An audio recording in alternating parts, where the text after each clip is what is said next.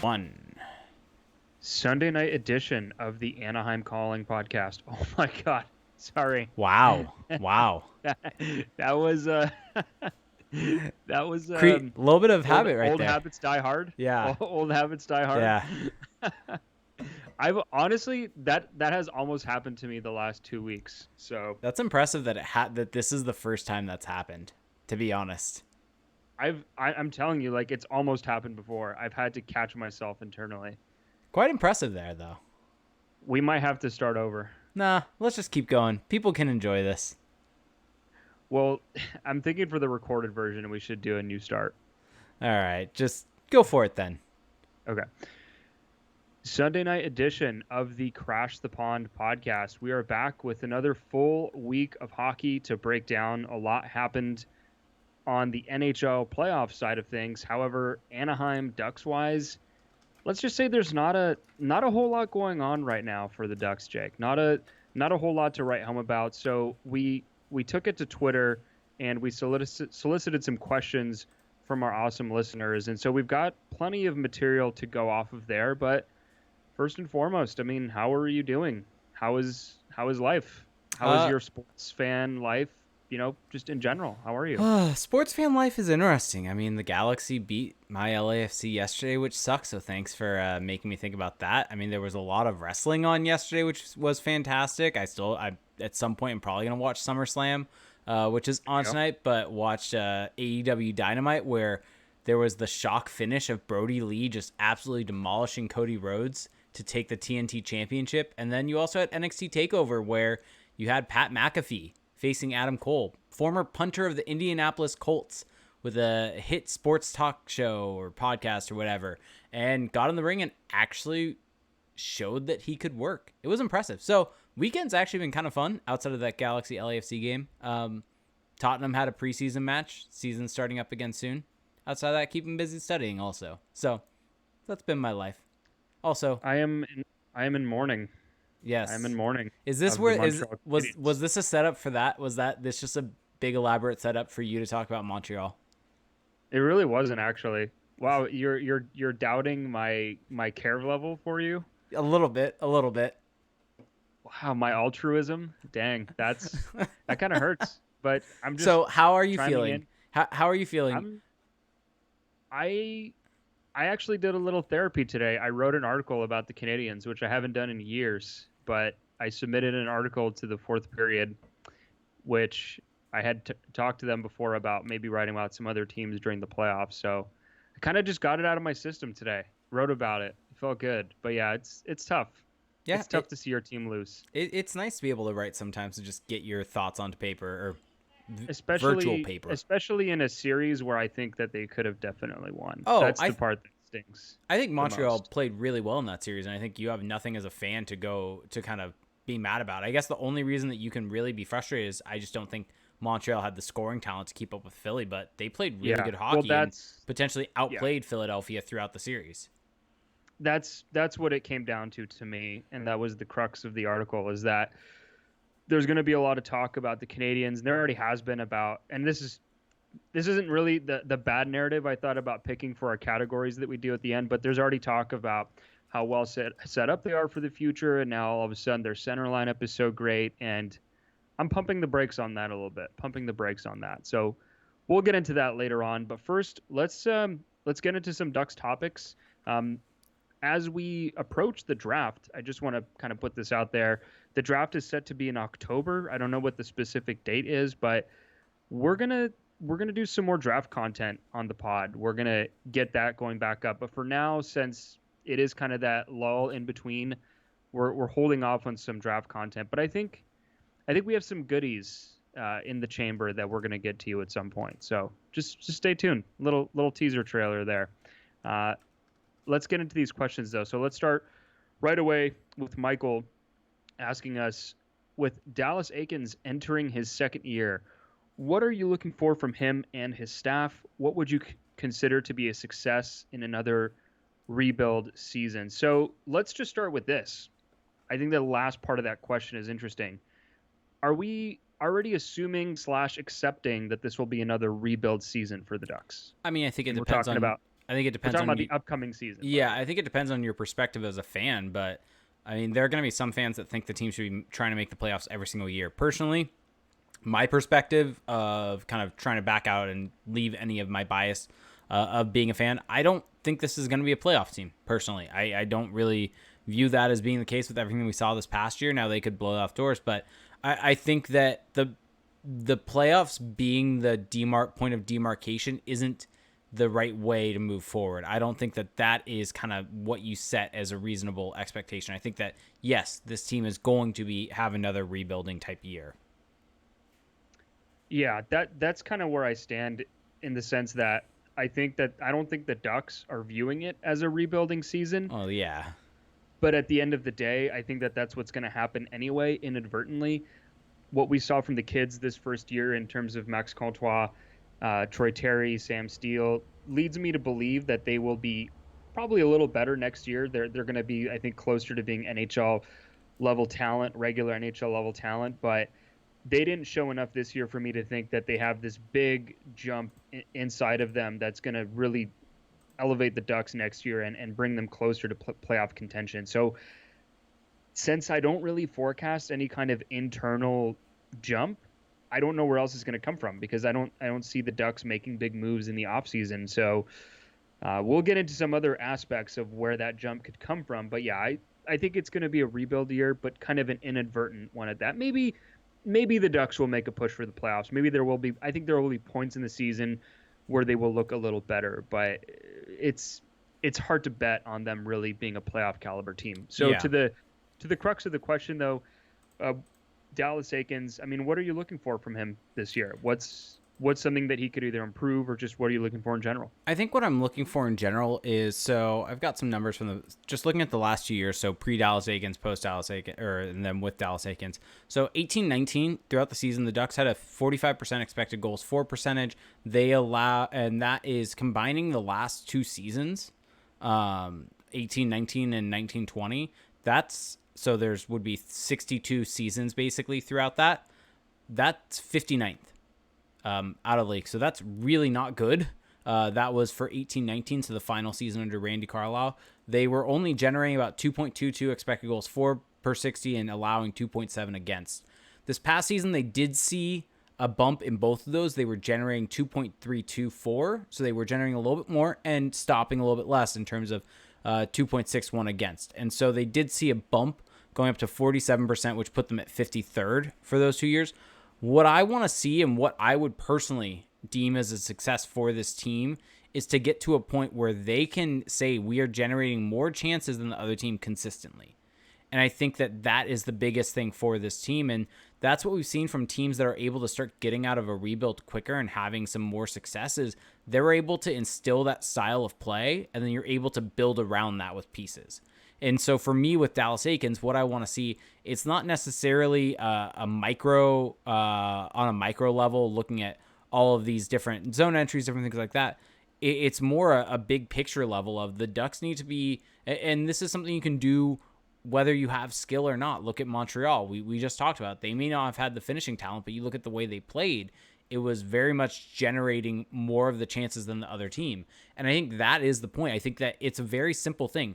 Get at or above 50%, which puts you middle of the pack. It's not exactly elevating to this top level, but I think that should be the baseline for what would be a successful season for this team, taking them from what was being one of the worst teams in the league 2 seasons ago to now being above 50% and being middle of the pack. I think that would be considered a success.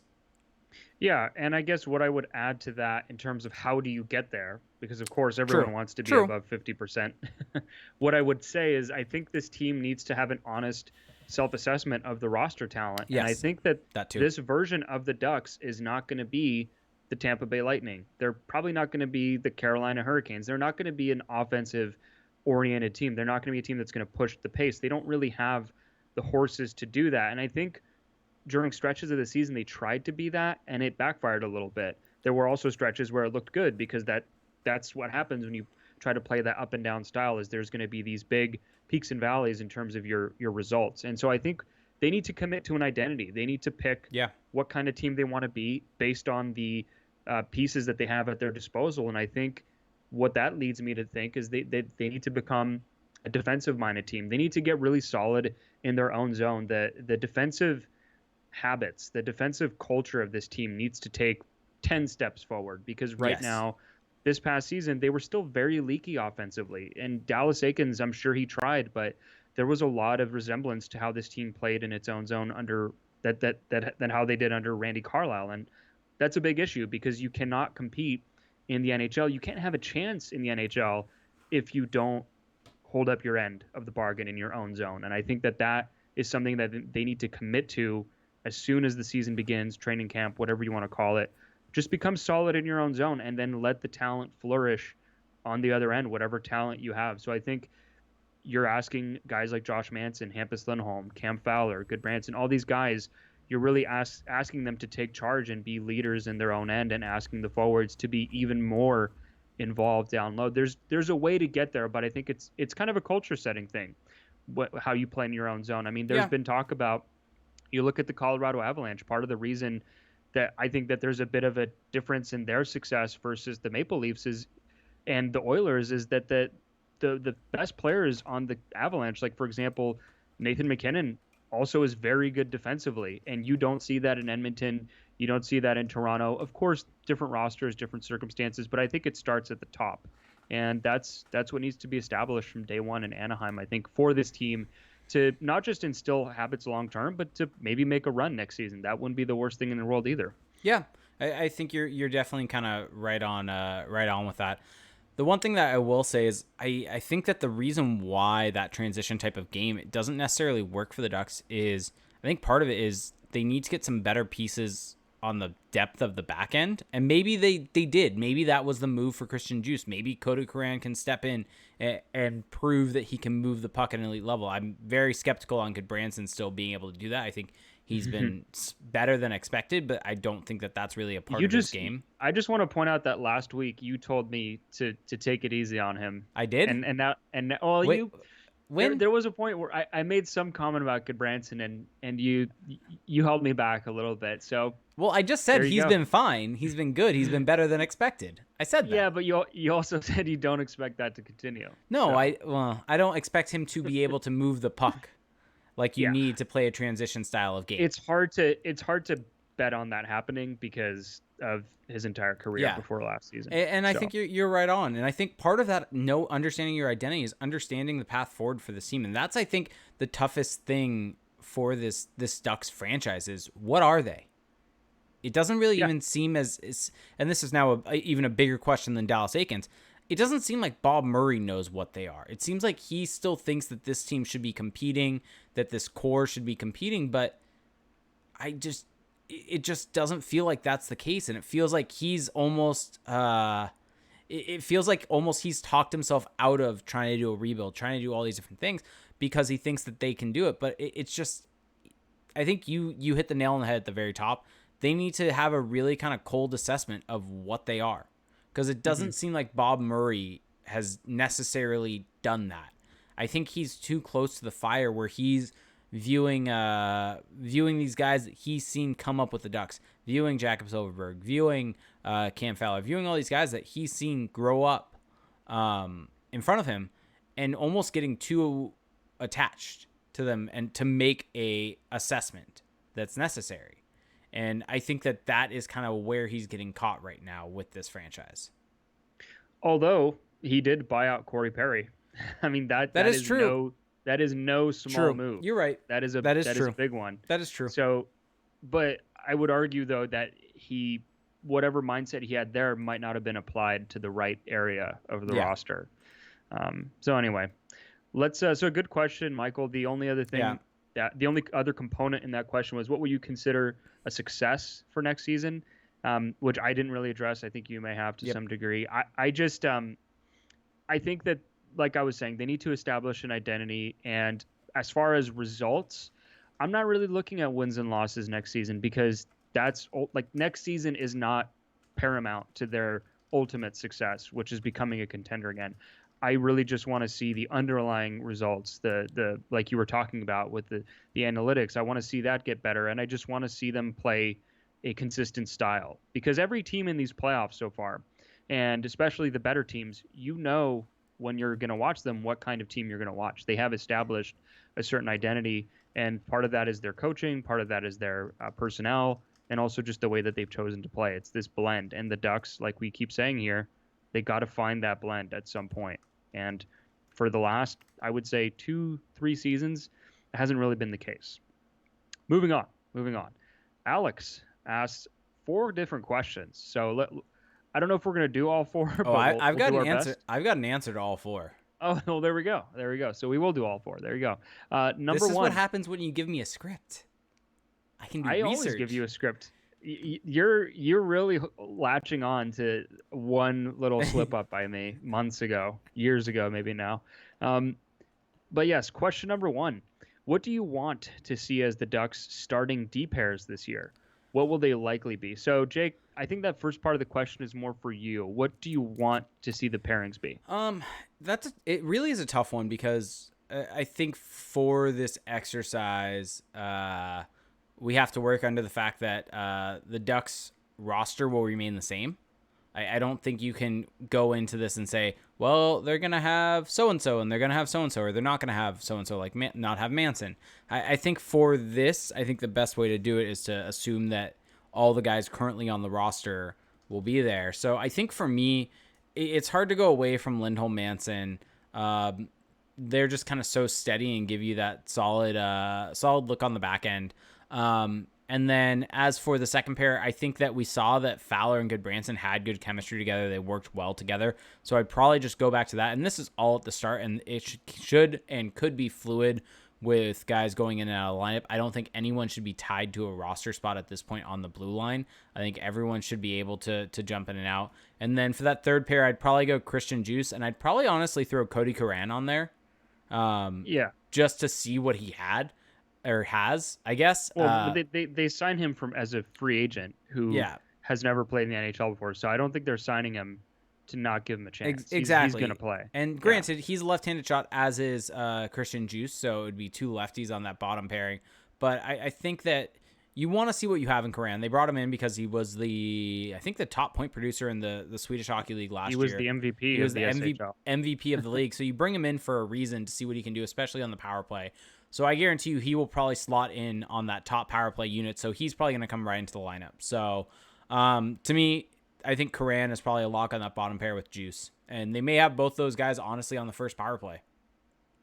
Yeah, well, that's one of his strengths is playing with the man advantage. So what I think that they will be, we pretty much said what I think it'll be as well. Manson, Lindholm on your first pairing, Fowler and Goodbranson on the second pairing, and then it'll be some combination of Juice, Cody Curran, and Jacob Larson is going to be the third pairing rotation. So just for those keeping score at home, no right shot D on the third pairing.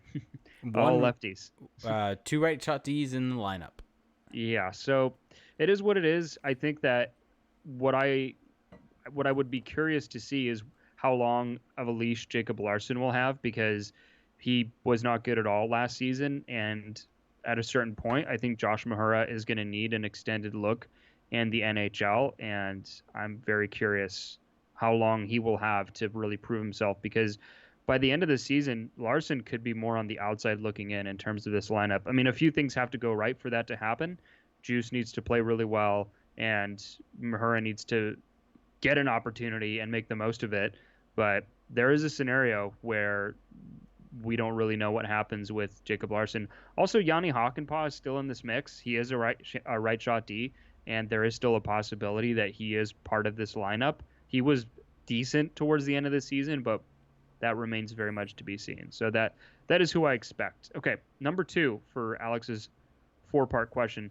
If you were Ryan Getzlaf, would you re-sign in Anaheim once your deal expires, or do you go seek a cup?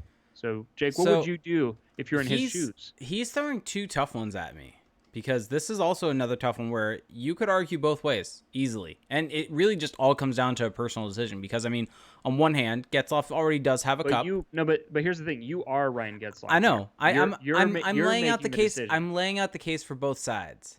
Okay. I'm laying out the case for both sides. So he already has a cup. So going and chasing a cup may for him not seem to be as appealing, because he already has won one. It doesn't I don't think getting another one really affects his legacy. It's not as if he's a guy that needs to have it. He's probably in the Hall of Fame without getting another one. So I think that you can make the argument that being a one franchise player and being a franchise superstar, everything like that is as beneficial for him as getting another cup. And so I think for him, staying in Southern California, being with the franchise, allowing his family to stay here. He still has a house in Newport, even though he did sell the other one. That was big news for whatever reason. But then granted, he may want to win another cup. He's been a winner at all levels. These guys are competitive. So, I mean, if I were in his shoes, I think I would probably stay with the Ducks, mainly because the fact of he would be a one franchise player. And I think that even though it doesn't matter at the end of it all, I think it does matter to some guys. And so yeah. I think that for him staying with this team, playing his entire career here, I think that does matter to him. And I think that would matter to me because that's something that is so rare in the modern game. And so I think that would be nice. And I think that if I was him, I would stay. So that's what you would do. By the way, in his situation. Yes. Let me throw this at you. His legacy. Does him not having another cup affect his legacy? George throws in our Twitch chat that he disagrees with me, saying he needs to win another cup as a leader and not a support player. Well, I have definitely come around to the idea just with some of our rewatchable episodes that we did, watching back the 07 Cup run, that he was not a support player. No, he was not. This notion, I mean, he wasn't a veteran. He wasn't whatever you want to call it, the face of the team, although even that is questionable. So he wasn't the face of the team back then. That's not questionable. Well, what I'm saying is he hasn't done it necessarily. He hasn't done it as the face of a team, but if you look at who was the main contributor on that team or one of the top contributors, he was by far one of them. And so that's where it gets tough for me. But so I don't think he needs to win another one to solidify his legacy. I think his legacy is already set in stone. He's going to be a Hall of Famer. He's done it all. He's won at the NHL level, at the international level. He's kind of checked all the boxes. And so really, if he wins another one, he's not going to be the lead guy either because he's on the wrong side of 30. He's not going to a team to be their first line center anymore. Those days are gone as well. So if he wins another one and he has a big playoff run on a cup contending team, I think that elevates his legacy, that gives him another notch in his belt. But I don't think it makes this huge difference for him. I think what he has done already speaks for itself, and it's really set in stone. So I guess I kind of gave away my answer. I think if I'm him, I'm staying in Orange County, enjoying being a lifetime Duck, enjoying living in Southern California, and that's kind of it. I think it's a lot of work to go to another team, build up and deal with the whole emotional stress of leaving and changing teams, making that decision. I don't think he needs to do that, and I wouldn't do it. By the way, that season, just kind of as a reference, Getzlaf was 6th on the team in points in the regular season, and he was 1st on the team in playoff scoring with 17 points in 21 games. So any argument that he was a passenger in that playoff run to win the cup, he led the team in points. So yeah, that kind of throws that out the window completely. D_F_T_N said, if Getz says he'd like a deadline trade this season, let's just say he says with his contract expiring, he wants to be able to go chase a cup, kind of like Joe Thornton did. What do you think the Ducks could get in return? That's not really something I've thought about really in depth. I don't know what he would get because his cap hit would be so high, but then again, it's the final year of the deal.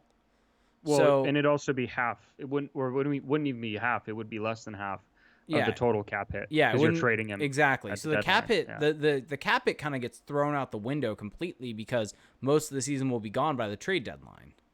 Mm-hmm. What do you think he could get in return? I think he probably gets you a second round pick. Second to first round pick. Yeah, I think second to, maybe a first. Well, I don't think maybe he gets you. I think maybe at most he gets you a second and a decent prospect. Let's just track back real quick.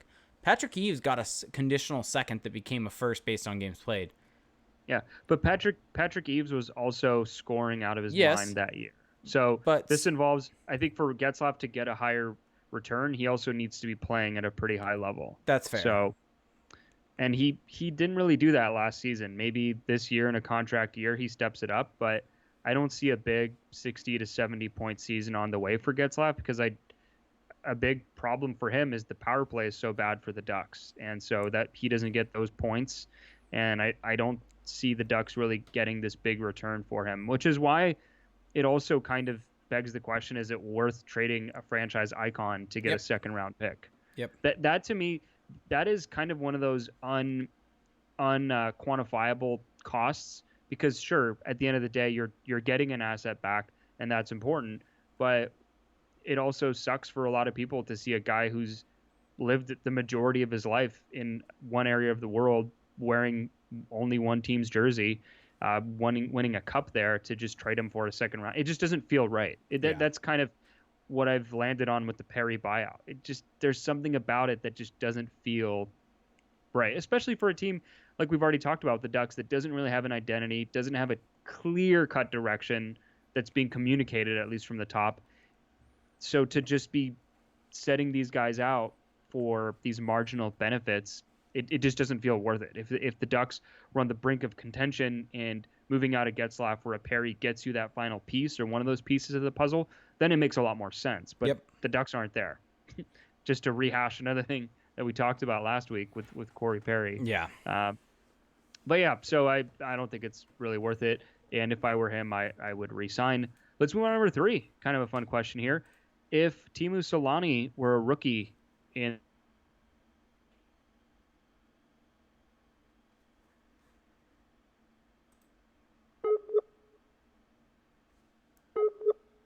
just looking back historically, Teemu Selanne in his rookie season in 92 and 93 put up 76 goals, Felix, and 132 points. Sorry to jump in right here, but just for the video portion, because for the audio it will be there. Repeat the question. You lagged out just a little bit there. Oh, did I? So basically, as a rookie, if Teemu Selanne were a rookie this upcoming season, if we're moving him in a time machine to this year, how many points would he put up? How many goals and assists might he put up? So in his actual rookie season of 92-93, as a 22-year-old, he put up 76 goals. Feels insane to read out loud. And 132 points in 84 games. So throughout his career, he had, let's see, after that, he had 2 50-goal seasons, multiple 40-plus goal seasons. And the early 90s in the NHL were actually still pretty high scoring. Yeah. Still kind of a remnant of Goalies the 80s. Sucked. Well, goalies were just not what they are today. Exactly. And it took a long time for them to get to that point. But when you get to the dead puck era, which I would define as the late 90s to early 2000s, Teemu Selanne was still putting up 40-goal seasons. Yep. I mean, he had a couple of downturn seasons, but I mean, 97-98 had 52 goals, 98-99 47, and the season that the Ducks won the cup, which isn't really part of the dead puck era, but when you watch those games, it doesn't look too far off. He had 48 goals. So you put him in today's NHL, where scoring, I think it's slightly up, but it's not the highest it's ever been. How do you think he fares, given all that information? So, granted, I didn't look up any sort of translation factor, because I know those do exist where you could look up average goal from the season and everything like that. But just kind of on the glance, looking at where guys were scoring that season, Teemu led the league in scoring, but there were a fair amount of people over 50 and 60 goals that year. In his rookie year? In his rookie year. And so kind of trying to translate that to where goal scoring is at now today, that would probably put him in the 50 goal range. So I'm going to go a little bit lower just because goalies are better. So I'm going to say, let's go 47 goals and 35 assists for 82 points in 82 games. Yeah, I would agree with that. I think the 40 goal range, that 30 assist range is pretty much, I think, where I see him as well, which is really damn good for a rookie. I mean, Teemu Selanne is very, very good, and I think is maybe a little underrated historically. How do you feel about that? Sorry, say that one more time. I was reading the Twitch chat. Oh, great. Just ignoring me yet again. Yep, exactly. Is Teemu Selanne slightly underrated historically? Ooh. I don't think so, actually. Very, very productive. I think he's properly rated as being a superstar. Yeah, I would agree with that, but I think he just doesn't get talked about as much as some of those other late 90s, Yeah. early 2000s Did stars you like Joe Sakic, Jerome McGinley, those types. Speaking of Teemu Selanne, did you see the video that came out? I think you were the one who quote tweeted it, actually, which led me to see it. Um, but did you see the video that was like from the mid to late 90s Yes. of Yeah. how much hooking and holding there Yeah. was, and how guys were legitimately just able to grab on and hold on to Teemu and basically tackle him? It's insane that Yes. that was the game. Well, what was more insane was those Ducks jerseys that they were wearing. Oh, The those were Mighty great. Those were Ducks. great jerseys. You like those? Oh, I do. Those are good jerseys. So, for those who don't know which ones we're referring to, these were the ones that had like a gray stripe going across the chest and down the arms, I think, Yeah. and it was and then a purple stripe. Yep. They they were interesting looking. They were interesting. But so for the shift that we're talking about is against the Rangers, and I don't know what season this would have been. I think mid 90s. I'm forgetting which season it was, but Yeah, it was the the amount of It was the hooking, third and fourth jerseys. the amount of hooking that occurs on this shift and interference is insane. It's absurd. I mean, Selanne goes into the corner, and the defenseman's first reaction is simply just to wrap a stick around him and leave it there.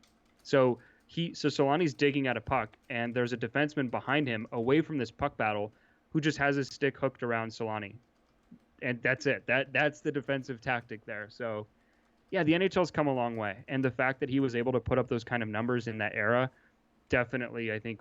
Same thing with Paul Kariya. I mean, these guys would have lit up the current NHL because of how good they were in an era with just crazy interference levels. So, Hardcore Luchador. anything else on that? Yeah, good friend of the pod, Hardcore Luchador Sean says, "Is this a drunk pod to go from 76 goals down to 46 goals?" No, this is us kind of trying. 46 is a lot. 40. Yeah, it's definitely just kind of looking at what it's trying to We're adjusting. We're adjusting for the era. Yeah, so exactly. Today, 47 goals as a rookie probably translates to 60 plus back then. Yep. So that's a lot. It's a lot of goals. Okay, moving on to the fourth section of Alex's question.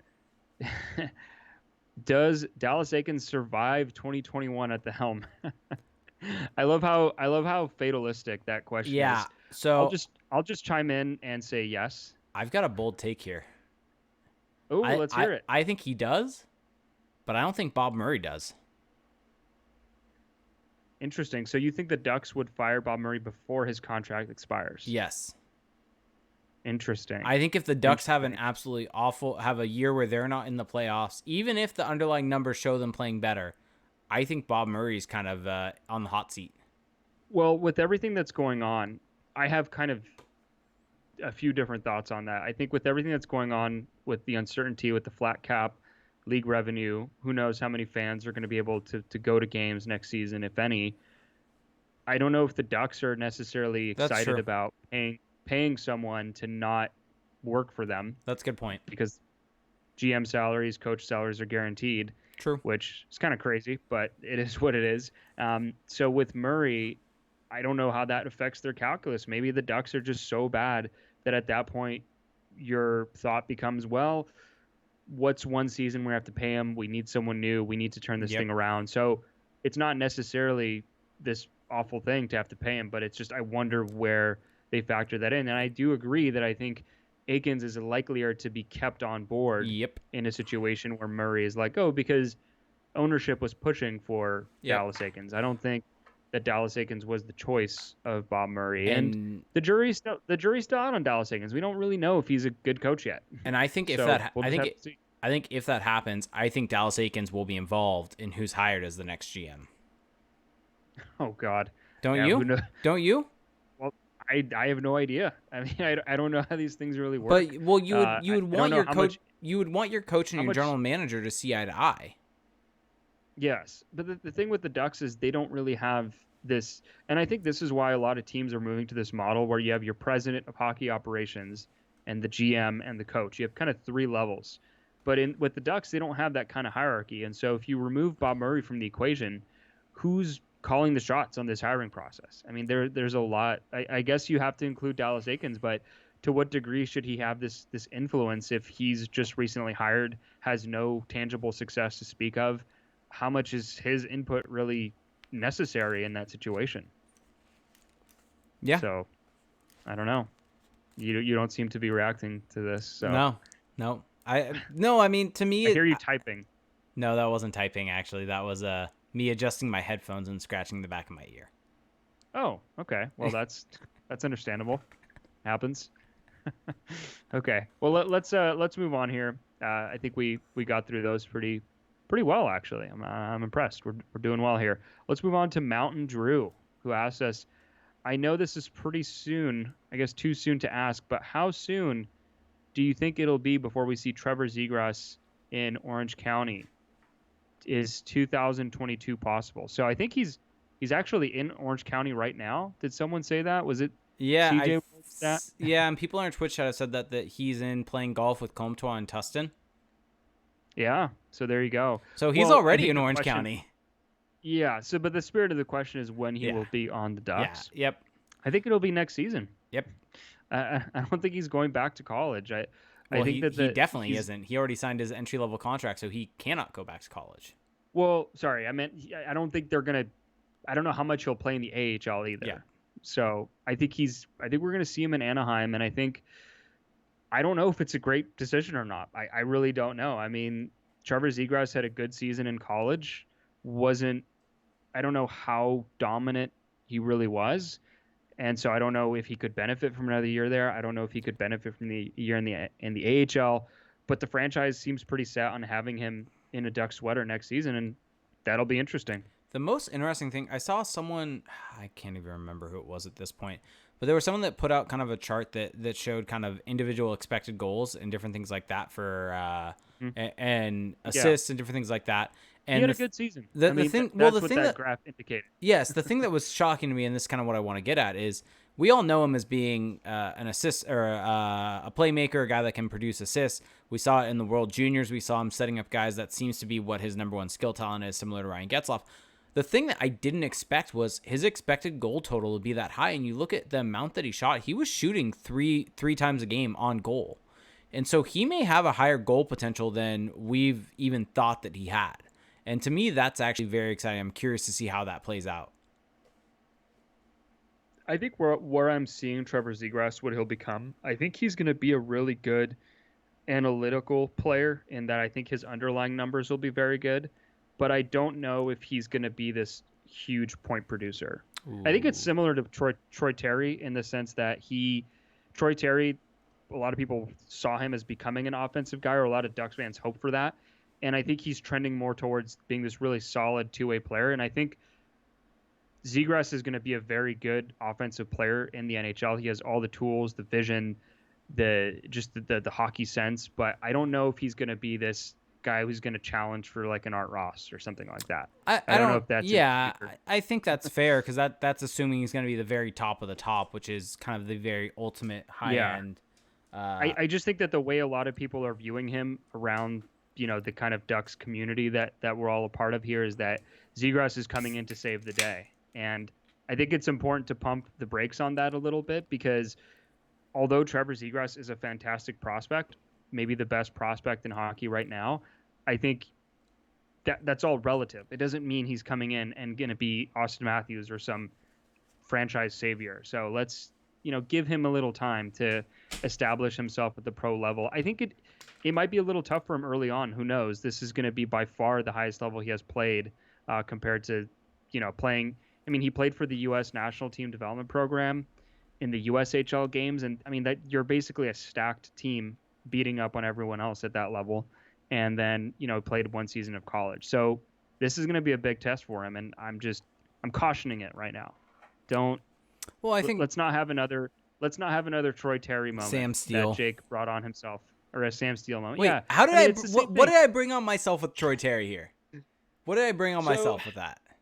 The first season that we did this pod, you were very high on Troy Terry. And I get it. I mean, you're a fan of this team and you are going to hype up your prospects because you want them to do well. And I think that's well and good. There's absolutely nothing wrong with that. But I also think that can give people the impression hey, this guy is going to be amazing. I mean, I And never said that he was going to be amazing. I always said he was probably going to well, be no, like, but your enthusiasm, that's fair. that people are going to interpret that a certain way. And I know how you feel, and I'm not I never thought you were specifically saying he's going to be this first line 30-40 goal scorer, but I think some people may take it that way, and That's it's fair. important when we're giving our analysis of these players. I'm not saying we're people are out there basing everything off what we say, but I think if we can do our part to That's properly set fair. expectations for prospects, you don't have fans Well, saying, "What the heck? I was I promised X, Y, and Z, and this is what I got." yeah, and I think for everyone out there with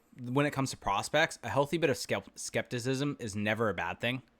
You should be Um, skeptical yeah. until you see it happen, but you should also allow yourself to have some optimism Yep. and dial in on what those players do well. And I think with Trevor Zegras, more than any other Ducks prospect that we've seen in the last however many years, he has very tangible talents that you just see right away when he plays, that show up on the score sheet, the passing, the vision. And I think that lines him up very well to become a top six producer, in terms of playing on the top two lines. But let's pump the brakes just a tiny bit. That's fair. Just a tiny bit. Fair.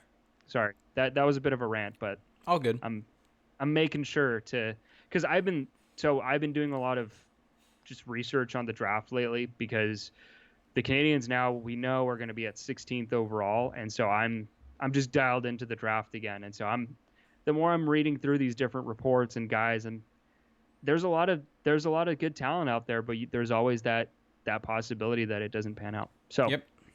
let's move on here to Shane, great friend of the show, STFU Shane, asks, why doesn't hockey see as many later in their career revivals as other sports? You see it in baseball, aka Jose Bautista, Eric, is it Thames? I don't know. Nah, And there's I think always it's Thames, but maybe not. Thames, and there's always a story about a dude who's stuck in the minors for years and years and then makes a breakout. In the sport of hockey, it seems like once you come to the league as a blue chip or regular prospect, they progress that way throughout their careers into role players or superstars, but not a guy who no one had heard of becoming superstars anymore. So basically the crux of that question is, why don't we see as many late bloomers in hockey? So There are some. There's definitely a yes. few. I mean, Brad Marchand is the shining example of the late bloomer, because up until his later 20s, Brad Marchand was more of a bottom six kind of energy type player, and he became seemingly overnight a 100-point player.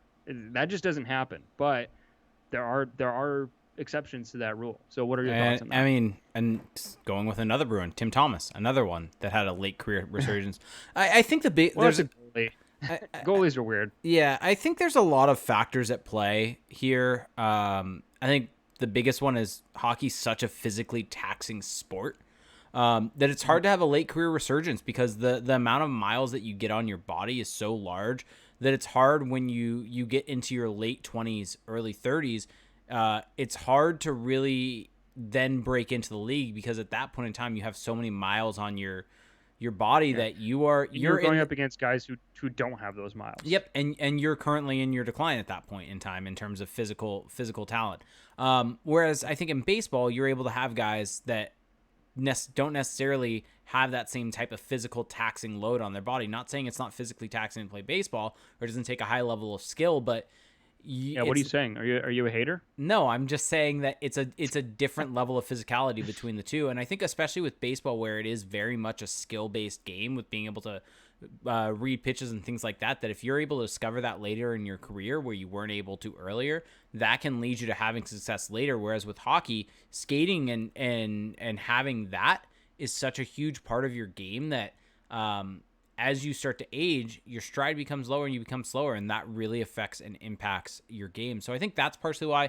I think one other reason why, between just specifically going with the baseball versus hockey, is that baseball, there are so many levels. The systems are so huge, and you're drafting. I thought you were going to say steroids when you start with an S there. But continue. No, there is that also. Continue. No, but you have AAA, AA, single A, low, everything else. You have so many rounds of drafting that there are just so many players that come in that I think the likelihood of someone hitting becomes higher as that pool becomes massive. Whereas hockey, that pool isn't as big. And so I think that's part of it also. I think those are all great answers. I would tend to agree with that, definitely, that just the nature of the game, the physicality, even if people whine and moan that hockey isn't as physical as it used to be, try lacing them up and going to an NHL game. It's physical. There's a lot of pushing and shoving and hitting and just the impact and the toll that it's taking on your legs to skate. It's still an extremely physical sport, and it's just tough, especially with the way that training now is so sports specific, and you have guys coming in 15, 16-year olds that are now more than ever ready for uh, you know major junior, and that just translate up. You have guys who get to the NHL and it's like they've been pro athletes for multiple years at that point, and that's just, it's tough to keep up when that's what you're going up against. I think a few years ago, maybe 10, 20 years ago, it was easier for guys to hold on because younger players, they didn't have that kind of development and they didn't come in as NHL ready. I think that's really the big reason why you don't see it as much anymore. I'm sure if you go back in history, there are examples, but those examples are definitely fading out. And I think for a guy like Brad Marchand, I mean, I don't know the specifics of his training regimen, but in the last few years, he's trained with Sidney Crosby and Nathan McKinnon. They're all from New Brunswick or Nova Scotia, sorry. And I think that the training has gotten so much more skill specific, and training with those elite guys, that's going to give you a different look at the game. It's going to change the way you play. And for Marchand, it definitely changed, but that just doesn't really happen all that much. So good question. I actually, Yep. It's definitely something that the Ducks haven't seen. I mean, you could argue maybe Cam Fowler to some degree later in his career. He had a really good season last year when maybe you wouldn't have expected him to have an uptick, but there aren't too many examples on the Ducks, that's for sure. Mm-hmm. And then Okay. we got one final question. We've answered this a couple times, but seeing as you jump back in, just pick one player. Mike Provost Prevo 9 said, "Who do you think the Ducks will target with the Boston pick?" Pick a player. Well, that Boston pick it's looking like it could be the 31st pick. It's gonna be anywhere from 27 to 31. Yeah, what I'm saying is they look really good. Yep. 31 feels really in play. So who do I think is going to be available at 31 that could be a really high level prospect for the Ducks? So here's my caveat to all this. A lot of this depends on who they pick at 6. And I, more than ever, am fully on board with they need to get Marco Rossi at 6. They have to get Marco Rossi. He is going to be so good. Yep. So many teams are going to pass on him and are going to kick themselves for passing on him. And with Marco Rossi on this team, you have a legitimate center prospect to go with Trevor Zegras. And all of a sudden, that's what gives you your identity. Really good centers. Yep. That's a good place to start. And Rossi can make the jump right away to the league. Yeah. If you go off of, so if you just look at points and you look at the quality of league that guys plays in, according to hockeyprospecting.com, which is a really awesome website. It's really good. We signed up for. Basically, uses NHLE, which there's a whole explanation for it that we could get into. But basically, it's projecting how likely it is that a player will become a star at the NHL level based on what they've done at the amateur level. And so there are certain leagues that just translate higher, that translate to higher NHL production, like the OHL, Sweden, the KHL. These leagues translate really well. And the point of this tool is to cut through all the questions of size, let's say, or, oh, he's older, right? Let's just judge these guys based off what they've done and how does that project forward. And if you look purely at that, Marco Rossi is the highest star probability of any prospect in this draft. He's at good. 82%. He's ahead of Alexis Lafreniere, who's at 75%. And I think that is mostly due to the leagues they play in. Marco Rossi plays in the OHL, which is a stronger league than the QMJHL. So if Alexis Lafreniere had played in the OHL, there's a possibility he would be tops on this list. But that's even higher than Quinton Byfield, who was younger, had a crazy good season. Yep. He's at 73%. So I don't know if I buy that Marco Rossi is the best prospect in this draft, but I certainly think he's undervalued. And so he's the guy to be targeting at 6. So with that being said, if he is your pick at 6, which I am naming him the Ducks pick, I think you need to start thinking about drafting a defenseman with that second first-round pick. Do you agree with that? Or do you just go get another forward? Or do you just take the best player available? Best What are your player thoughts on available. Best player available. that? Ooh, so if you're going best player available, you may have some options I at, say at 27 to 31. so. Just picking a single player, I'm going JJ Peterka. Do you think he'll be available? I think if it's 27 through 30, maybe. I don't know if he'll be available Hmm. at 31. Yeah, I mean, JJ Peterka was really good this season, and he has a lot of really good offensive instincts that a lot of people love Tim Stützle for. And so I think he would be Yep. just another really solid forward for the Ducks to add to their core because as much as people like the Ducks forward group, I mean, people that follow prospects for a living like Scott Wheeler rank them highly. You can't have enough lottery tickets. You can't Yep. have enough Exactly. guys. And so maybe I'm talking myself out of picking a defenseman because I think just get another guy who can become something. And so if you look at, for example, Corey Pronman's projections of guys who could go in that range, you've got William Wallinder, Justin Barron, JJ Peterka's at 29 to the Capitals. So to your question there, he has Brendan Brisson going 31 to Anaheim at that point. And I mean, that could potentially be a good pick. He's got a decent star probability on hockeyprospecting.com. He's at 27% star probability, which is pretty high up there on this list. Actually, there's a pretty big drop off after the top five. So to get him at 31 would actually be a pretty good pickup. Um, One guy that I think could slide to 31, it's possible. I don't know if it will happen. Two guys. So I think Rodion Amirov is one guy that I've really been keying on the last few days, for the Habs pick at 16. And Corey Pronman has him going 21st to Columbus. And it's possible he does go that high, but I could also see him dropping because of the Russian factor. And I know that the Ducks don't Yeah. really favor Russian players, They haven't but drafted a Russian in years. Rodion Amirov is very, very good. I mean, he not only was he very good in the MHL, which is the league in just below the KHL in Russia, but as a 17-year-old, he got to play in 21 KHL games and basically didn't put up any points during that stretch. But you don't really see teenagers put up big points in the KHL. So the fact that he just got those looks, and if you look at some of the underlying numbers from the games he played in the KHL, he was a really good contributor. He could be a high-level offensive player, and for him to be all the way up, so keep in mind, they have him going in the late round here. For him to be all the way up at 32% star probability on this ranking, it just makes me think he could be a really good pick. I just don't know if he'll get to the Ducks. Another guy that I think that they could target, again, I don't know if he will get there, is Jacob Perrault. He's a guy who Yeah. could potentially slide a little bit. I think they could get a really good player in that range because I think with the weirdness that could ensue in the top 10, especially if Jake Sanderson goes something ridiculous like 4 or 5, just some absurdly high rank, then I think that could set the table for guys that are really good to slip really far down. I Yeah. just can't believe people are saying Sanderson could go before Drysdale. It's insane. It's offensive. It's It's insane. offensive. It's insane. So before we get into the past week and kind of our points on that, I figured, seeing as we've been doing Ducks related questions, things like that, let's get into some questions from the Twitch chat because we have one that I do want to hit on real quick before we move on. Who would you like to, if Bob Murray does get canned, who do you want to see come in as the general manager?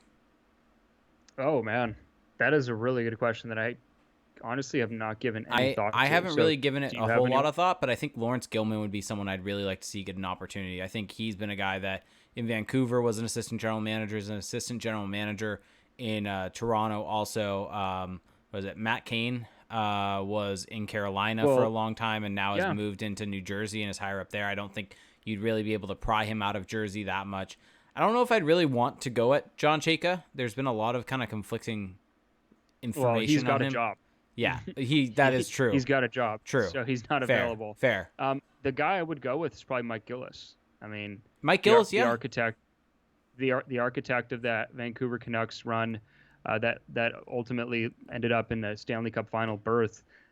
Mike Gillis is one of those kind of forward-thinking guys that I think would bring a pretty different approach to the Ducks. I mean, the Ducks have been an old school type organization for a long time now, and Mike Gillis all the reports out of his time in Vancouver is that they just did things differently, and it worked. They were a very good team, and they built it the right way, valuing skill, puck possession, really, and to a healthy degree, right? They still had, they had no shortage of sandpaper. I mean, you look at that cup run with Max Lapierre and Alexander Burrows. So it's not like they were missing that, but I think he seems to be a guy who just kind of gets it. And I would be very curious to see what he could do with just what the Ducks have right now in their prospect pool, but also how he could build it out. So that is definitely a name that I would recommend. Yep. All right. So let's move on to kind of our topics from the past week. Okay. So let's start with the former Ducks spotlight. So who is a former Duck that you are putting in the spotlight this week? So this may be a little bit shocking to people, but the guy I want to put a spotlight on is a guy that I think I could probably say that I was not as hyped as everyone else was with his time in Anaheim, and more so found him as enjoyed the memes and the jokes, but in terms of his actual performance, not so much. But I'm going to shine a light on Derek Grant because he's a guy that throughout the regular season with the Ducks, just as a for reference for everyone, he was on the ice for 40% of the expected goals. So the Ducks really were going to do this? Yep, I'm I'm doing going to it. go through the whole stat profile. It's not going to be pretty. No, I'm just very quickly showing that he was not good with the Ducks. Any thought that he was a good player with the Ducks is because he scored a couple goals against the run of play and was constantly dominated when he was on the ice. But you look at his numbers in the playoffs, and now granted, small sample size, only 9 games, but 56% expected goals for percentage. And just on the ice for more goals for than against, playing a solid role for that team.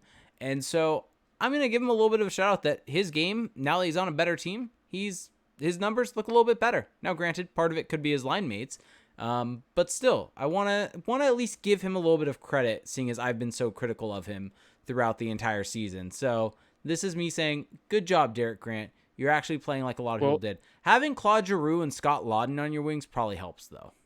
Yeah, I was going to say that makes a little bit of a difference. A little bit. It's funny that you bring up, yeah, I mean, especially compared to Jason Chimera, or did he ever play with Jason Chimera? No, I don't. Chris Kelly? I don't think so. I think you're confusing seasons. Carter Rowney, Nick Delorier. Yeah, it's a little bit of an upgrade, just a teeny bit. It's funny though that you bring up a former Duck that we used to really critique, grill, roast, whatever you want to call it, whatever choice roast of word. Is the best way to put it, actually. The guy that I have, who I actually kind of made memes out of, not really memes, but when you do like a screen capture and you zoom in on them. Where are you going with this? Kevin Bieksa. Ooh. He's got a pretty good post-career glow-up going on right now. He is absolutely crushing it as a studio commentator for Sportsnet. He's just, what I love about his style is that it doesn't feel, it's authentic. He's analytical. He uses modern terminology. He really seems to understand the modern game, but it doesn't seem forced. And he's also just kind of, he's Kevin Bieksa. He's kind of blunt. He tells it like it is. And I've really enjoyed his commentary. Yeah. It's so refreshing to just get someone who kind of just hits all the right notes, is entertaining, is informative. He just kind of does it all. And I'm very curious to see where his career will go from here, because I think he's got a lot of potential. Yeah, I 100% agree with that. That is not where I expected you to go with that, but it's a very, very good call. Where did you think I was going to go? I have no idea where you were going to go with it, to be honest. But okay. But I mean, it makes sense because he's a guy that's always had good personality, was fun with interviews, a lot of really fun things. So it makes sense that he's a good broadcaster. Here's the thing. If you're the Ducks, why would you not reach out to him to see if you can start getting him on broadcasts? Oh, if he became... He lives in Orange County still. If he replaced Brian Hayward... Yeah. I wouldn't shed a tear. Let's just put it that way. Like that's what I'm saying. And I've got all the proper respect for Brian Hayward. I think he's grown on me a little bit in recent years, but like Kevin Bieksa is just it's a different level. I'm pretty positive from when I would listen to his podcast with Kessler that he was mentioning he was running like a sports camp in Great Park and kind of doing a lot of things in Orange County. And so it seems like him and his wife have kind of settled in Orange County and like the life down here. The Ducks would be nuts not to to cash in on that somehow. Yeah, and The more I think about worst case, you have him just be a studio analyst or it. Yeah, have him I mean, here's the guy that they can replace replace. Guy Bear. Yes, for the love of God. I mean, Guy Bear seems like a really nice guy, and I feel like he's really funny behind the scenes, but that just kind of evaporates once the camera starts rolling. It just evaporates, and it's a shame because, again, a lot of former players, I'm sure they have hundreds of great stories to tell, but for whatever reason, it just doesn't carry over. And I think just give BX some kind of role. Louis brings up a good point. Do Why it. not just do a 3-person booth? Have him on the ice. Have him do home See, games. I hate 3-person commentary teams. Oh, really? It just people talk. Well, I mean, I guess the main one I watch is the Pierre Maguire 3-man team. Exactly. Or three, or Well, I guess they have AJ Mleczko, so 2 men, 1 woman. But it's just they talk over each other so much. Now, a lot of that's probably because Pierre cannot stop talking, but I like the two man. I think it's just cleaner. That's fair. It's just cleaner. But I mean, why not? I mean, if that's what it takes to integrate him onto the broadcast, I think if you get Kevin, like, this is such a home run opportunity for the Ducks, because if they announce the next season Kevin Bieksa will be the color commentator, I know that this isn't really a thing that people care that much about, but they go up the watchability rankings. Oh, they big go time. all the way up to the top. They go up to the top 10 because I will now watch the Ducks solely to hear Kevin Bieksa. Yeah. I mean, it doesn't even have to be anything on ice related. Yeah. So that is a little light bulb moment here on the pod. Yeah. I like it. Yeah. I like it. Another former Duck I did want to spotlight. I don't know if it counts as former Duck per se player, but Bruce Boudreau, he's got some coaching opportunities there. The Toronto rumor is interesting. The Toronto rumor, Washington.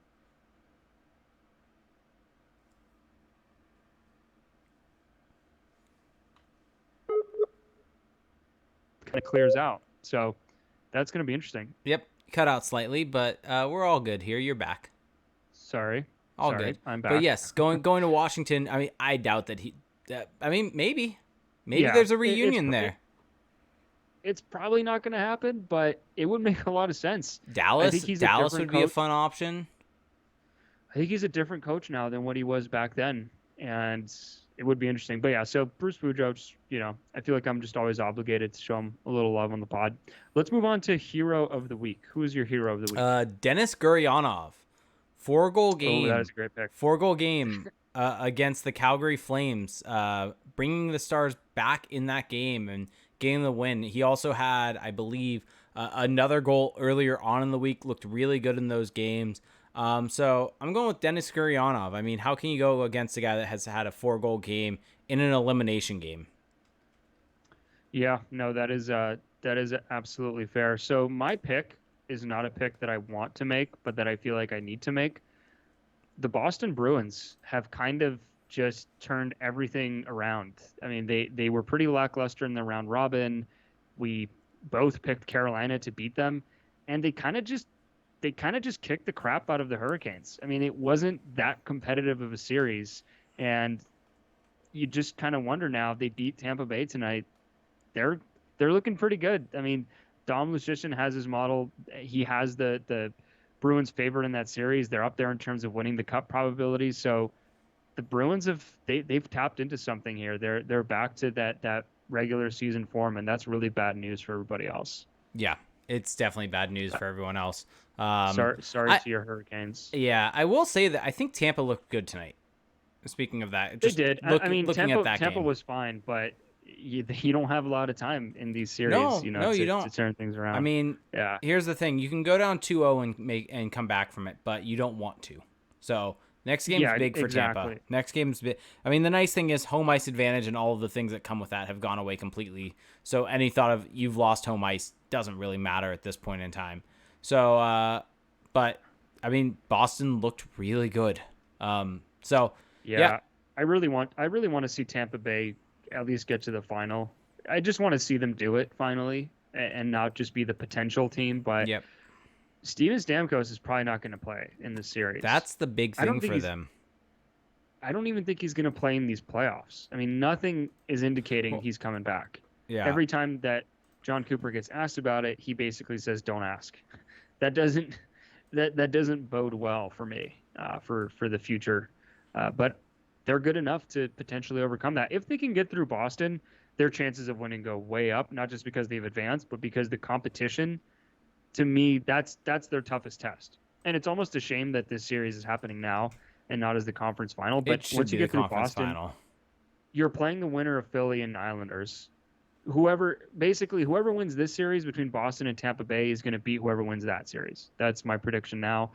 And then after that, you're going to get Vegas, Colorado, maybe you get Dallas. I mean, who knows? But the point is, I think all those teams are worse than Boston if Tampa Bay gets through. So, zero of the week. Who is your zero of the week? Ooh, this is actually a tough one, and I have three different ones. Once again, we have choices. We have three options. different ones listed, and so we'll probably go through all three of them. But the first one I'm going to list is just going with on ice performance. Jordan Binnington, just awful, just so bad. Negative 6.05 GSAX on over the playoffs. Let the Blues down completely. I mean, when Jake Allen has to come in and save the team, something's wrong. Here's the funny thing, though. Jake Allen had a good season for the Blues. If you look at his goals saved or expected, it was good. It was better than Binnington's, but Binnington's was actually okay as well. Yeah. So there's kind of this narrative now that, Binnington is kind of turned into a pumpkin, and it's the Cam Ward story all over again. I'm actually, having looked at the numbers more, I'm less inclined to go that far, but it's pretty clear that Jordan Binnington is not, I think NHL.com has had him in the top 5 or something. That ain't the case. Sorry. Yeah, no, he's middle of the pack. But yeah, so zero of the week, Jordan Binnington. I've got another one, but I'll let you go, and then we'll come back to whatever one you didn't take, because I'm assuming the next I only two. have one. I didn't think about having 4. I have Alan Walsh. Yeah. I mean, this is just a layup. I mean, this is such a doozy. So yesterday, Alan Walsh, the agent, the Twitter, the very active tweeter, Alan Walsh, who represents a ton of guys, high-profile clients in the NHL, tweets a photo, an illustration of Marc-Andre Fleury with a sword that's been stabbed through the back and protruding out from his chest that's covered in blood. And on the sword, there's an inscription that says "De Boer." I mean, I'm not going to swear, but what the F? What just happened there? This feels like an agent trying to go to bat for his player. But I am actually going to go a step further, and I'm lumping Marc-Andre Fleury into the zero of the week, because Marc-Andre Fleury gave a little interview today about how he asked Alan Walsh to delete it, and all he cares about is winning and doesn't want to be a distraction. But when asked if he knew about it before, he didn't give a yes or a no. He just ignored the question. Yeah. And he gave some whataboutism. And that, to me, either it's telling that he knew and he's fine with this happening, or maybe he just is protecting his agent. Either way, why couldn't he have? It's very odd to me that he wouldn't answer that question. And to me, as someone who's maybe just inherently skeptical of people, it kind of indicates he probably knew that Alan Walsh was going to tweet that and was going to cause all this ruckus and was going to cause all this distraction. And he's probably really, really pissed off that he's not starting for the Vegas Golden Knights. But the reality is he wasn't good at all this past season. Robin Lehner is better than him right now, playing like it. So Marc-Andre Fleury, sorry, put up or shut up. And Alan Walsh, what a just bizarre, immature, despicable thing to do. I mean, I can't think of a less professional thing that you could possibly do. I mean, I'm sure there are things I could think of, but that is way down on the list. So for someone to do that, someone who supposedly has all this credibility in the industry, it's just shameful. It's absolutely shameful. Now up on the screen, actually, for anyone watching the video portion of this, I have the picture. So you can all see it. You can see that the sword is stabbing through him. Yeah. And, one thing I want to add quickly is that Jesse Granger, the beat writer for the Athletic of the Vegas Golden Knights, wrote an article saying how the way that the Golden Knights have handled this situation is kind of the reason why they're here, because there's been a lack of communication with Fleury. And I get that, but at the same time, that none of that excuses what just happened here. All of this is childlike behavior from both Fleury and and Walsh. So I feel like, as a beat writer, you're kind of trying to cover all your bases, and you don't want to piss anyone off while also making some kind of point. So I get where he's coming from, but it's just it is a tough look for everybody involved. It's a really tough look. And I mean, here's the thing. Robin Lehner was the better goalie. Objectively so. Pete DeBoer is playing the better goalie to give his team the better chance to win. This is the decision that a coach should be making. They should be choosing the goalie that will give them a better chance to win. If you read Granger's article, there's this whole thing about how when they fired Gallant, they also fired the goalie coach who they had for 3 years without Fleury knowing. And then he had like a little run of, he went 4-0 and had like a 9.26. And then when they got Leonard, they went to him and he was miffed about that. And it's like, yeah, I can see where Fleury would be frustrated. But it's a meritocracy. Sports is a meritocracy. Here's the thing. There's no room for any of this crap. Fleury is on Vegas right now because he was not good enough in Pittsburgh and had his job taken from him by Matt Murray at the time. Who's now also getting his job taken. But yeah, anyway. exactly. I mean, this is what happens as a goalie. There's only one position out there, and Fleury had to know he is in the portion of his career where he needs to start transitioning to being a backup. Yeah, and it's unfortunate because I don't think it'll really tarnish. I don't think there's going to be a good ending to this. I don't think it. I think the people who really believe Fleury is this great guy, and I mean by all accounts he seems to be a really nice guy, but it makes me doubt that a little bit, right? It makes me think, oh, how much of that was PR? How big is his ego that he would allow his agent to do that? Because having listened to Alan Walsh talk in interviews before about his career, I can't imagine that he wouldn't have come to his client, who he claims to care so much about, and ask him to greenlight the tweet, right? It just doesn't seem plausible, to me at least, unless he's so drunk off of power that he just doesn't care. So anyway, I just found that really shocking. Yeah. I'm still kind of in shock. Yeah. So other zero, let me just get on this real quick. Mike Milbury. Just, I mean, we don't have to go into it too much, but what he said on the broadcast was deplorable. I mean, Katie Strang wrote an absolutely awesome article about all of this. I really highly suggest go read it. We deserve better as hockey fans than Mike Milbury, outside of him even saying something like that. The sad thing is, it's not shocking that he would say something like that because, I mean, you look at all of his other opinions. They're old, they're outdated, they're different things there. And so us as hockey fans do not benefit in any way from having Mike Milbury on a broadcast, at least in my opinion. For me, a broadcast either needs to be entertaining or informative. He does neither, and there are so many better voices out there that we should be putting on that platform to be able to get their voice out there, get their opinions out there, whether they be people of color, whether they be women. I mean, we mentioned someone who's up and coming, and now granted he's neither of those, but Kevin Bieksa, a new voice to get in. It's something new. Yeah, and exactly. Someone who gets it. Yeah. Exactly. And so that's the point, is that get new voices in, get new voices with new opinions, get Mike Johnson on broadcast more. Why the hell are they not using him? Why are they using Mike Milbury over Mike Johnson? Well, so this goes into my good or bad narrative. Is it okay to transition to that? Go for it. I think that a good narrative is that there is a bit of a culture shift going on because Mike Milbury was sent home from the bubble. So he's done commentating for the playoffs, which I would say is a good outcome for his indiscretion. But, you look at the last year or so now. I mean, Don Cherry let go from Hockey Night in Canada. That is no small thing, even though it's probably a long time coming.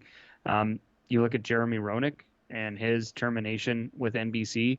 There is a bit of a changing of the tides here. There are, slowly but surely, there are new voices that are infiltrating and making their mark. I mean, you look at, for example, AJ Malechko, I think I'm pronouncing it right, Malechko, on the NBC broadcast.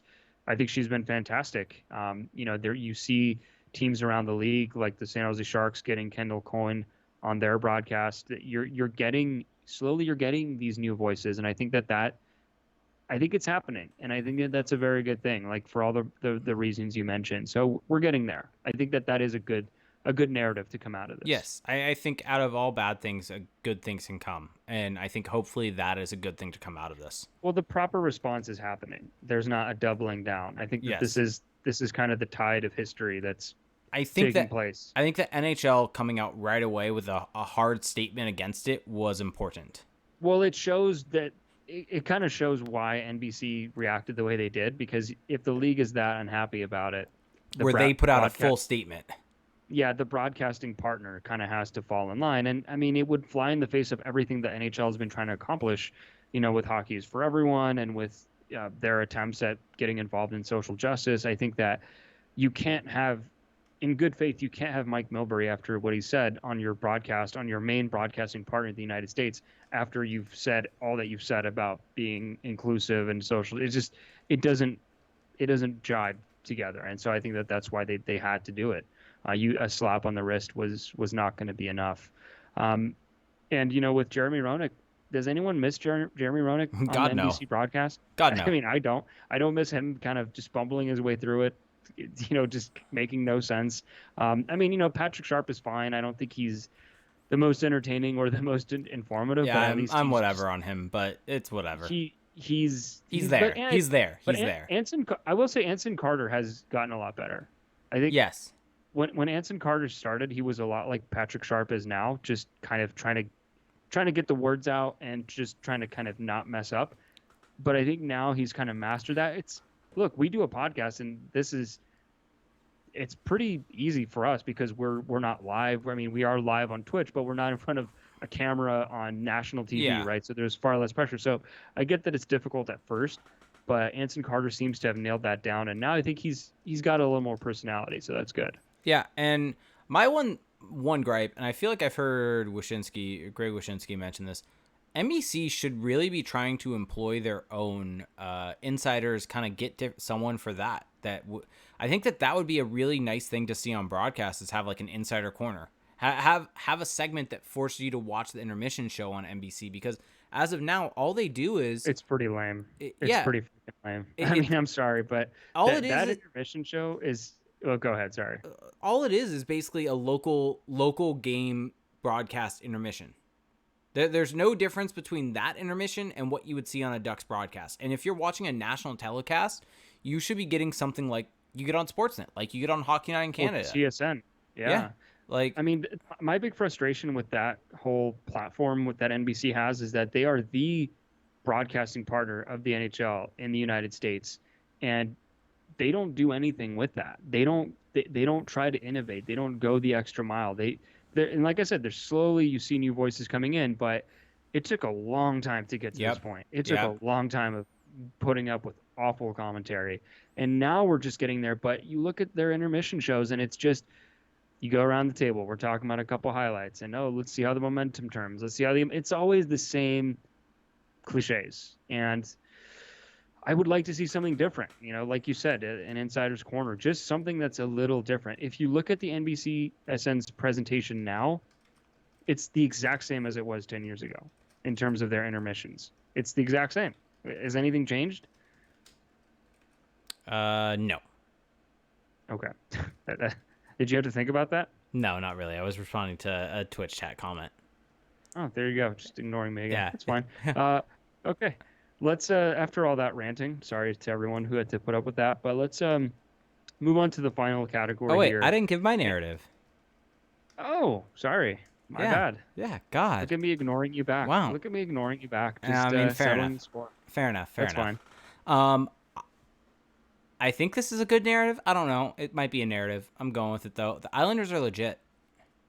They've been good. And I need to eat some crow because I have not been a believer. How many times have you picked against them? Yeah, always. Tell the people the truth. Yeah, I looked into some of the numbers, and they've been very, very, very good so far these playoffs.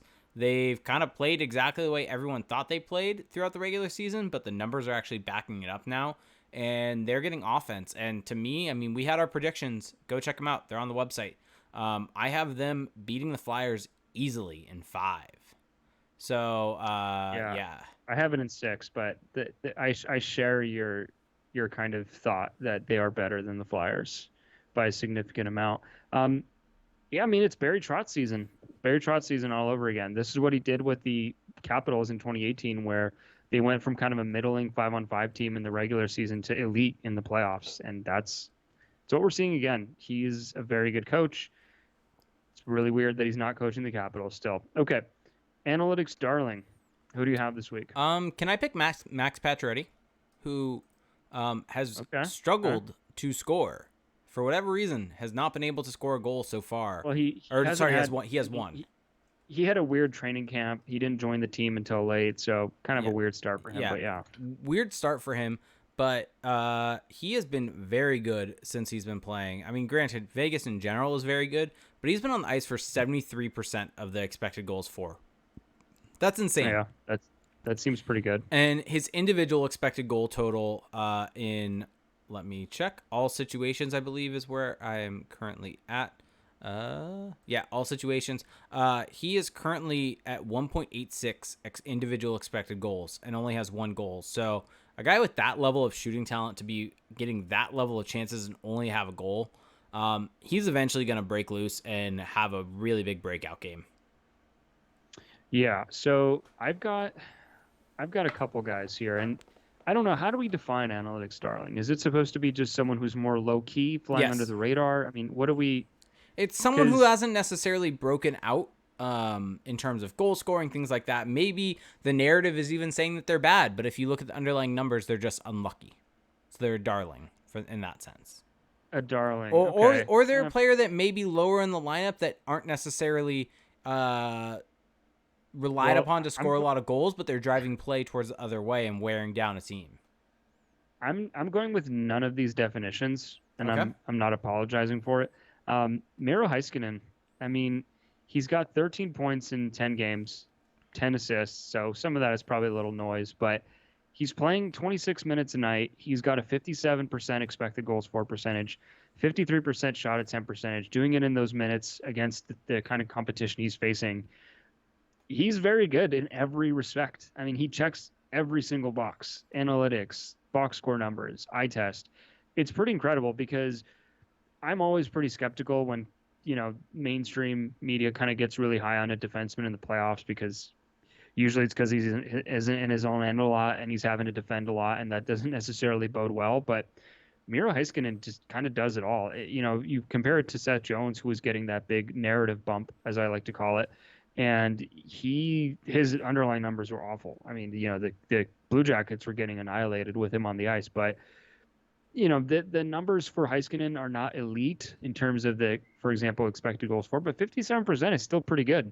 I mean, there wasn't a defenseman on the Ducks last year who had 57%, and he's doing it in the highest stakes situation. So I'm giving it to Miro Heiskanen. Are you okay with that? I'm completely and totally fine with that.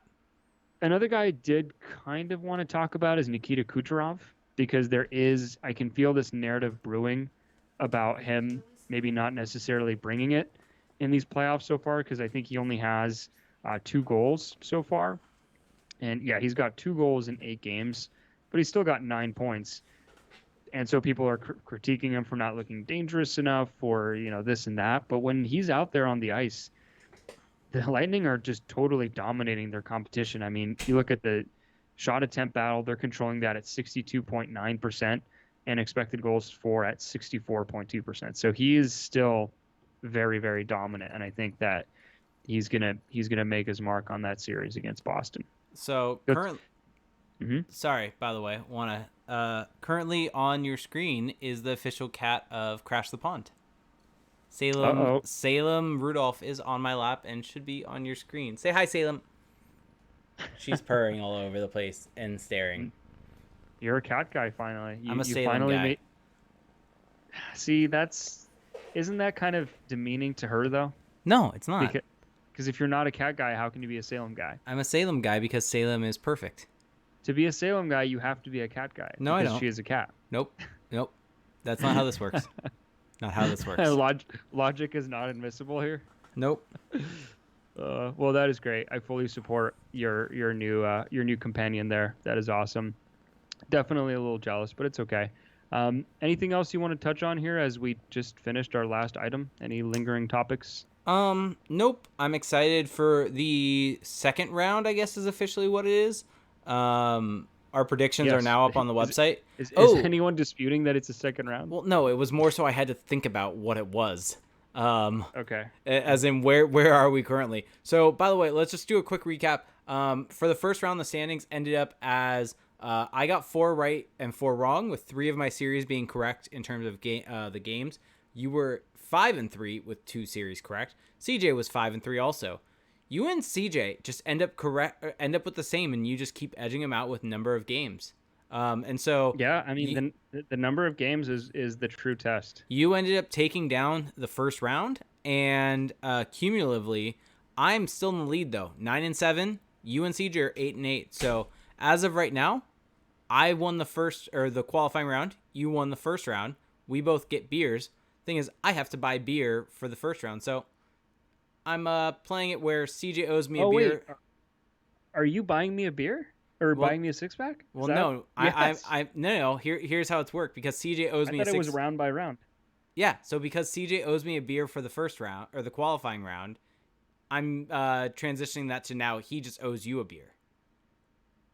Ah, see, that's no fun. Why is that no fun?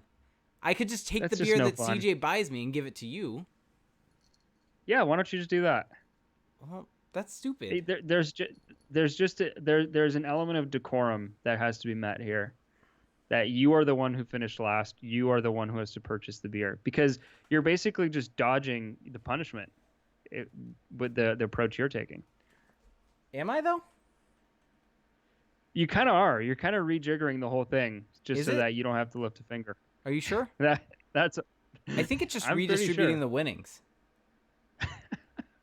Yeah, but I want that. I want that satisfaction of getting it from the person who was You want last to in know that that I particular had round. to buy that for you? Fine. Yeah, CJ owes me a there's six there's pack, just and a, I owe you a six pack.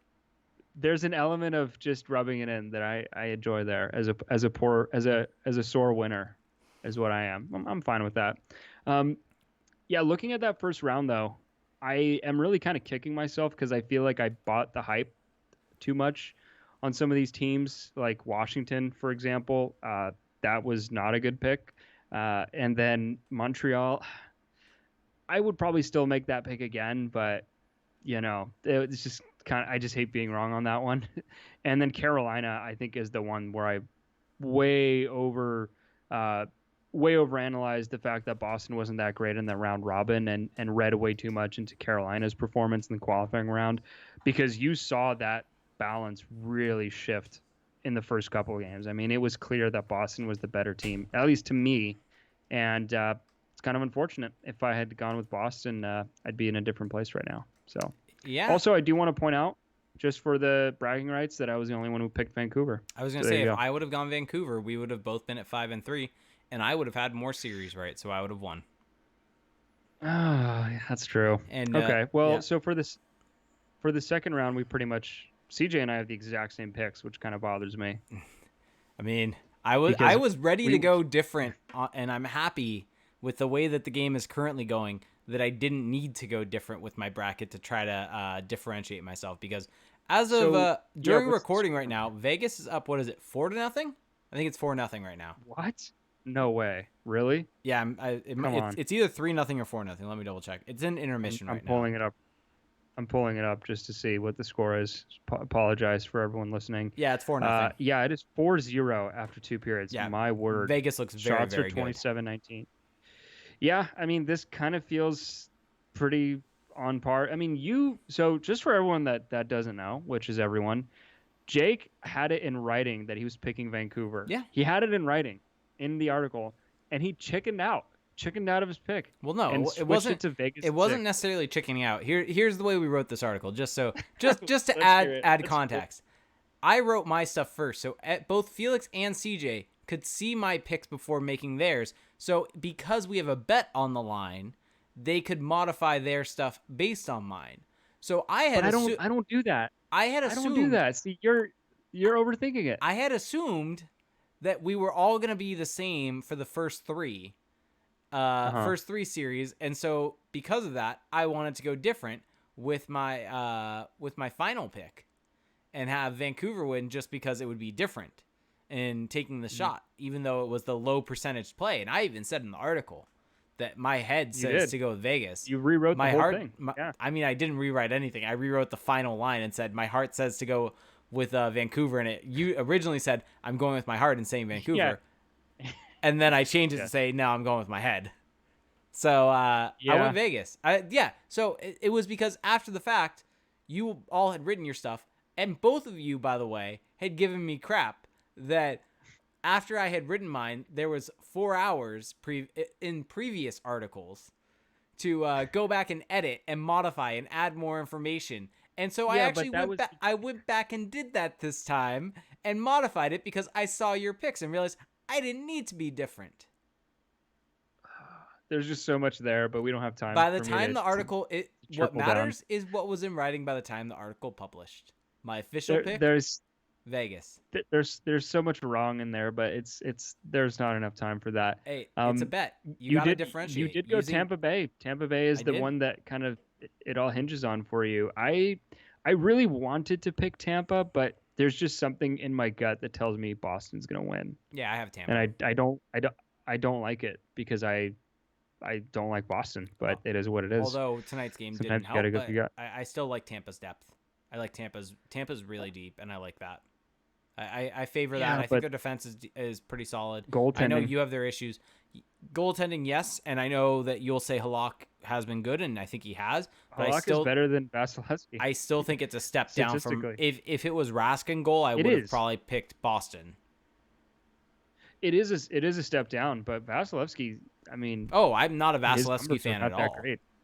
Yeah, I mean they have a slight edge there in goal, I would say. I just want to see. I keep saying it. I just want to see Tampa do it. Please, can we just finally have that team? I hate seeing the team like Washington was in the beginning of the decade that just is so good but never gets it done. I just want to see them do it. So maybe this will be the year. I should mention though that so we did do an NHL bracket on actual NHL.com, Oh yeah, mine's not doing and too great. if you want to excuse me here, I will bring it up. So this is a good time to plug our Patreon. So Oh, did you have anything else you I wanted to should touch also on? mention, seeing as you're bringing up the bracket, that I should say that I was determined to be the Oh, representative, and this was not by anyone else's choice. This was just because I was the only one who decided to do it. For I believe it's Deep in the Crease podcast, they had a bracket challenge between a couple different Ducks podcasts. So I was the person who put it together. I believe we're sitting in last place, Felix. The Crash the Pond yeah, bracket. I'm blaming you. Yeah, I'm sure you probably had like Carolina I did have in the cup Carolina. final or I something. did. So yeah, so this is a good time to wrap things up and plug our Patreon a little bit. So if you enjoy the show, there's one awesome way that you can support us and get more content. So you go to our Patreon page, patreon.com/crashthepond. So for $1 a month, you get access to our patrons only Discord chat, which is a lot of fun. A lot of it has turned into just grilling me when the Habs lose, it seems, but that's fine. I'm here for that. And then for $5 a month, you also get the same access to the chat. And to elaborate a bit more on the chat, you know during the Ducks season, we'll do live in-game chats almost every Ducks game, and we'll kind of jump in there when Ducks news breaks, and we'll just kind of react. So it's a lot of fun. I think if you're a diehard Ducks fan and you're kind of looking for a little community of people who are as invested as you are into the team, I think that Discord chat can be a great place to find that. And then so for $5 you get that.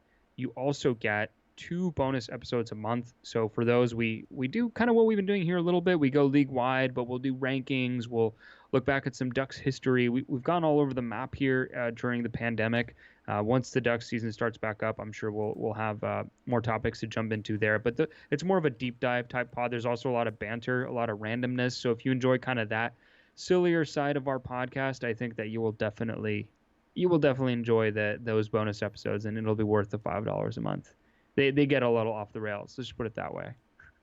There's some hot food takes are had, but because of that, because of the people who are patrons, we did a little bracket challenge with our patrons, and so there's some people don't have their real names in their brackets, so I can't really nail it down here looking at the rankings. But right now, just to shout everyone out, Mike D is in first place in the leaderboard. He's got 79 total points.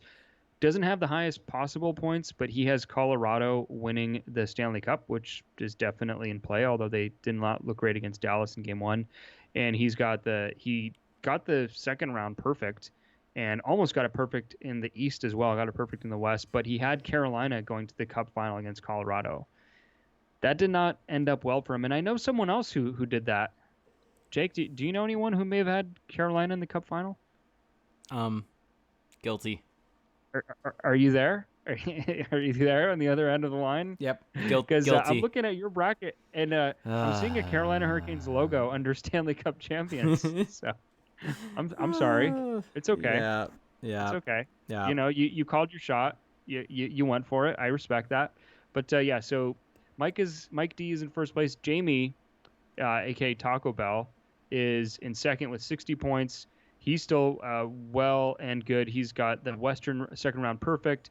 He's got Vegas and Tampa in the in the Stanley Cup final. Sorry, so he's still alive and definitely has a chance to win it all. CJ, our very own CJ Woodling, is in third. He's got 59 points, 284 possible points. So he also had Carolina in the Cup final. What is it with people and putting Carolina in the Cup final? Even me, who had the win in the first round, I'm not that crazy. People, calm down with Carolina this year. They're going to be good, but this out of control with these Cup final picks. I'm sorry, Jake. I don't mean to bash your team, but that's just the way it is. It feels like you are, but go carry on. I'm just saying. I'm seeing all these people whose brackets are floundering because of Carolina. Just carry on. Carry on. Keep going with the slander. Keep going with the slander. I'll point out that I'm in fourth, but my possible points is actually pretty up there. We'll see. I have 331 possible points. I'm third in possible points. So my upside, my ceiling is still pretty high. Yeah. So then Jake is at 5 total. Total Malarkey, Silverberg in 4, and Sean's bracket are in a 3-way tie for 6th. And then Green Bastard is 7th. Yeah. And this is an RIP moment. I'm looking at Stanley Cup champions, and I'm rubbing my eyes. I'm squinting, and I see a Columbus Blue Jackets logo there. This ain't it, Chief. Sorry, Green Bastard. He has made some pretty good memes in our Discord chat, so giving him a shout out there. Yeah. But no, he's great. He's great. But I just love the fact that he had Chicago winning. He had Arizona winning, Columbus going all the way to. Sometimes you gotta have a different. Ohio? Sometimes you have to have a different bracket. You have to differentiate your bracket, go something off and weird to try to get the win. It's a DFS play. It's a GPP play. Yeah, I know you can appreciate that as a DFS guy. Yeah, so sometimes you got to be different. It's all well and good. And that's another benefit of being in the Patreon Discord is when we do fun stuff like this, you can join in on the fun. Another way that you can support the show, that this is the legit easiest way you can do it. There is no easier way. Go to Apple Podcasts, type in Crash the Pond. I'm doing it right now. I'm showing you how easy it is. You type it in, look it up, and then once you go to our page, select it, scroll down, just hit the stars, hit 5 stars. That's all you got to do. Rate the show, and you're done. It takes you maybe 12 seconds, and you're done forever. Now, if you want to go a step further and have an even more lasting contribution, you can also leave a review. Those really, really help. We love hearing from you guys. We love hearing your thoughts. Honestly, those reviews, they're really uplifting for us. This is a labor of love, this show. So hearing your thoughts, your feedback really does go a long way. So that's on Apple Podcasts. We're also on YouTube. What's the URL for YouTube? YouTube.com/crashthepond. Yep. So if you're a YouTube person, if that's how you enjoy your podcast, well, we've got you covered there. When we do the live version of this show, twitch.tv/crashthepond. So that's a big one. If you are an Amazon Prime member, you do get access to a free Twitch Prime subscription. And so use that on us. You get some perks with it. Highly recommend that. But if nothing else, just join the stream when we're live and you get to interact with people that are in our chat. We are also on Spotify. Jake is on Twitter at ReindeerGames91. I'm on Twitter at Felix_Sicard. Check out CrashThePond.com, @CrashThePond on Twitter. And that's going to do it. So if you can do one of those things that we just mentioned, that already goes a long way. If everyone just does one of those, we're doing really good. So thanks, everybody, for listening. Hope you have a great week. Hope you're enjoying these playoffs. And we will talk to you at the next show. Bye.